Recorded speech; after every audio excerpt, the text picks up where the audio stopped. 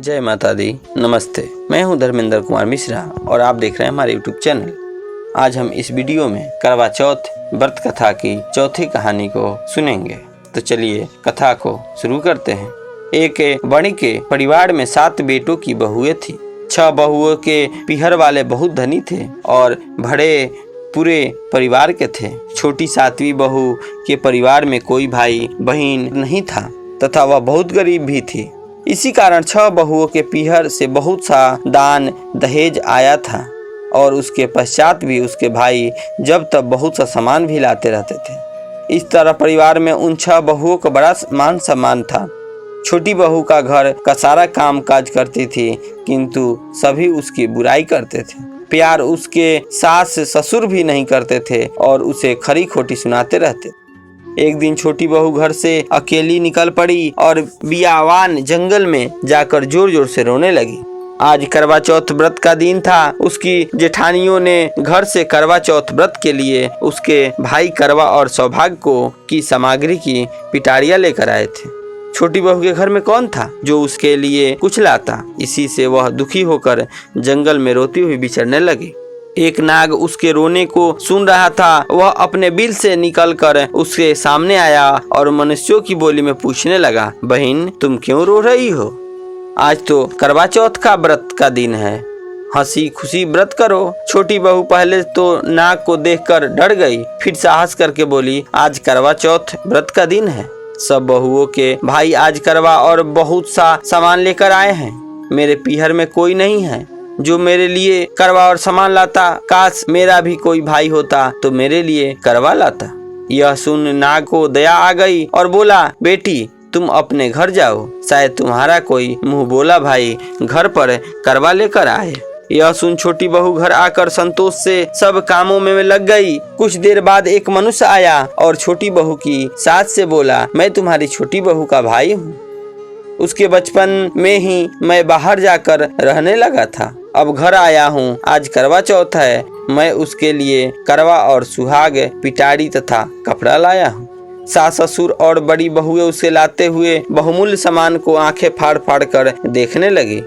वाह, इतना सामान और इतना बेशकीमती। छोटी बहू ने प्रसन्न होकर अपने भाई का सत्कार किया और सास ससुर ने भी उसको प्रेम से भोजन आदि कराकर विश्राम करने को कहा। करवा चौथ का व्रत हंसी खुशी हो गया। अगले दिन छोटी बहू का भाई उसकी सास से बोला, माताजी मैं बहन को कुछ दिन घर ले जाकर रखूंगा, आप इसे मेरे साथ भेज दें। सास ने उसे प्रसन्नता पूर्वक उस भाई के साथ भेज दिया। वह मनुष्य रूप में नागों का राजा था।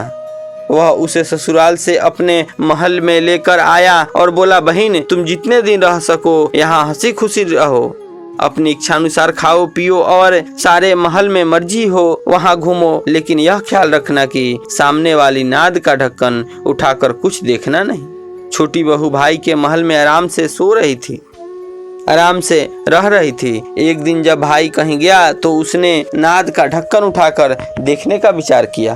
उसने सुने महल में नाद के ढक्कन को उठाया तो उसे उसमें नाग के बच्चे इधर उधर घूमते मिले। जब उसे किसी के आने का आभास हुआ तो उसने जल्दी से उस ढक्कन को रख दिया। जल्दी में ढक्कन रखने से एक नाग के बच्चे की पूंछ पर ढक्कन पड़ गया और वह उससे कट गई। शाम को नाग भैया आया। बहन ने सच बात कहकर अपनी गलती मानते हुए भाई से क्षमा मांगी। नाग भैया ने उसे क्षमा कर दिया। वह पूंछ कटा नाग बंडा नाम से बड़ा चिढ़ता था। उसने एक दिन नागिन माँ से पूछा उसकी पूंछ कैसे कटी। जब उसे मालूम हुआ कि बहन ने नाद से ढककर जल्दी में रख दिया था तो उसकी पूंछ कट गई। बंडा बोला, मैं उससे बदला लूंगा, मैं कुछ नहीं जानता। माँ ने उसे समझाया कि वह गलती से हुआ था, जानकर तो नहीं किया था। बंडा बोला, मैं नहीं जानता, मैं उसे जरूर बदला लूंगा। एक दिन बंडा अपनी बहन के घर चुपचाप पहुंचकर छिप गया। वह अवसर की ताक में था कि उसे काट कर घायल करें। कमरे में जहां बंडा छिपा था और छोटी बहू बैठी थी वहीं उसकी सास आई और बातों ही बातों में उसने बहू से पूछा, बहू तुझे सबसे प्यारा भाई कौन लगता है? बहू ने तुरंत प्रसन्न होकर कहा, माताजी मुझे तो बंडा भैया सबसे प्यारा लगता है। बंडा यह बात सुन रहा था। वह सोचने लगा, मुझे धिक्कार है जो मैं अपनी बहन को जानबूझकर काटने आ गया हूँ। वह वहाँ से चुपचाप लौटने लगा। तभी उसे याद आया कि कल करवा चौथ का व्रत होने वाला है। उसने वहाँ से लौटकर करवा और अन्य ढेर सामान इकट्ठा किया और अपनी बहन के घर लेकर पहुँच गया। बहन और उसकी सास ने उसका बहुत प्यार से स्वागत सत्कार किया। जब वह अपने घर पहुँचा तो माँ ने पूछा, क्या तुमने अपनी बहन से बदला ले लिया? बंडा बोला, माँ वह तो मुझे सबसे ज्यादा प्यार करती है, ऐसी बहन से कोई बदला लिया जाता है क्या? अब तो बंडा अपनी बहन के घर हर करवा चौथ पर करवा और अन्य सामान लेकर जाने लगा। सब लोग भाई बहन के प्यार से बहुत खुश थे। हे करवा चौथ माता, तुमने छोटी बहू के जैसे दुख के दिन फेरे, उसी तरह अपने अन्य व्रत करने वाली माता बहनों को दुखों को दूर रखना और सुहागिनों को उनका सुहाग अक्षय कर उसको सब प्रकार से संतानों सहित सुख संपत्ति प्रदान करना।